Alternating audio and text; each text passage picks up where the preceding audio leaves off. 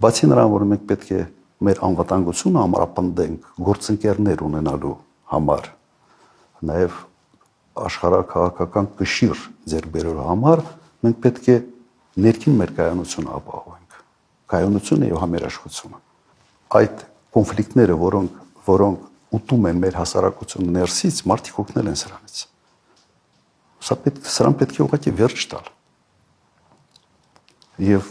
նաև հետագա ընտրությունների կարևորությունը նաև դրանով է։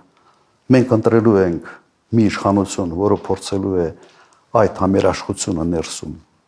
ստեղծի, բերի, թե ունենալու ենք սրա շարունակությունը։ Մշտական, sense կոնֆլիկտացին մի իշխանություն, որի հիմնական sense ոնց որ նպատակը մեկ-մեկ ռացիոնալ բացատրությունն էլ չունես, լավ, եկեղեցին քեզ ինչու ախանգարում։ Չէ, անպայման պետք է ստեղ բզենք, ընդ բզենք, ստեղ պրոբլեմ ստեղծենք, ընդ պրոբլեմ ստեղծենք։ Սա տեսակ է։ Հիմա կարող է սա տեսակ չի, սա հանրություն է, կարող։